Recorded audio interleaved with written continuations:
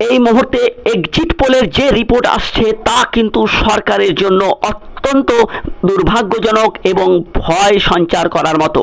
মাত্র 13 থেকে 17টি আসন দেখাচ্ছে সি ভোটার সি লিয়েনসেন, যে ভোটার সমীক্ষা, যাদের সমীক্ষা বিগত কয়েক বছরে ধরে ধরে মিলে গেছে। এই যদি হয় তাহলে কিন্তু ভবিষ্যৎ অত্যন্ত রকমের খারাপ রাজ্য সরকারের পক্ষে। কিন্তু যারা চাকুরিহারা, যারা যোগ্য চাকরিজীবী, তাদের জন্য আশার আলো দেখা যাচ্ছে। তার কারণ বিশেষজ্ঞ মহলের ধারণা যে যদি এই রকম অবস্থা হয়, সরকারের ভরাডুবি হয়, সরকার কিন্তু প্রচণ্ড চাপে পড়ে যাবে। তার সঙ্গে ঘটবে মুহুর্মুহু আন্দোলন, যে আন্দোলন আছড়ে পড়বে মহানগরী কলকাতার বুকে। আর তার ফলে অত্যন্ত অসহায় হয়ে পড়বে সরকার, বাধ্য হবে যোগ্য অযোগ্যদের আলাদা করতে।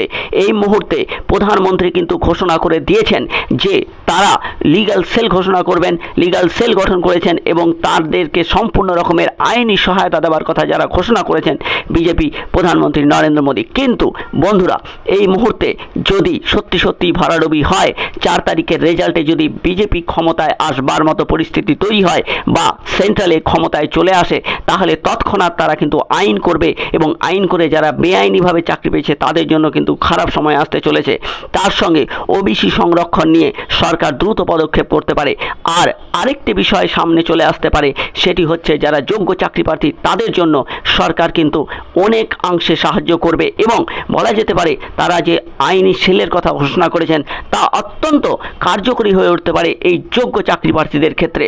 তার কারণ আইনি সহায়তা তারা যেভাবে নিজেরা নিচ্ছেন, সরকার এই মুহূর্তে রাজ্য সরকার কিছুটা দিচ্ছে, তার সঙ্গে বিজেপিও যদি আইনি সহায়তা দেওয়া শুরু করে তাহলে তাদের ক্ষেত্রে চাকরি চলে যাওয়ার বা সমস্ত প্যানেল বাতিল হওয়ার যে গুঞ্জন শুরু হয়েছে সেই গুঞ্জনে কিন্তু অনেকাংশে জল ঢালা পড়ে যাবে। বন্ধুরা, যারা ভাবছেন যে সমস্ত প্যানেল বাতিল হবে, তাদের কিন্তু ভাবনায় সমস্ত ভাবনা কিন্তু ভেস্তে যেতে পারে।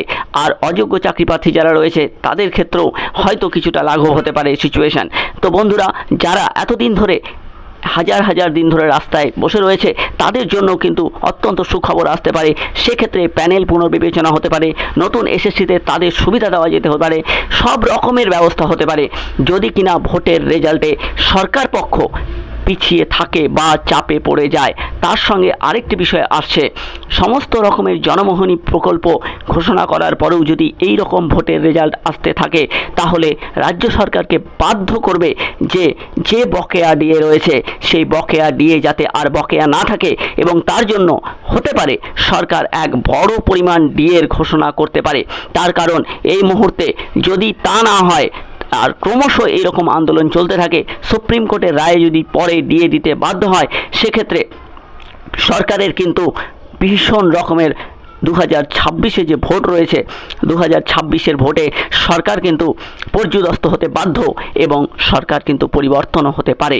তো বন্ধুরা, আমরা আশায় বুক বেঁধে আছি যে আগামী দিনগুলোতে সরকারে একটু চাপে থাকুক আর যোগ্য অযোগ্যদের তালিকা যে তারা দিতে দেরি করছে সেই তালিকা যেন তারা দ্রুত ঘোষণা করে এবং যারা যোগ্য চাকরি প্রার্থী তারা যেন বেঁচে যায়। তো ধন্যবাদ বন্ধুরা, দেখা হবে পরের কোনো ভিডিওতে।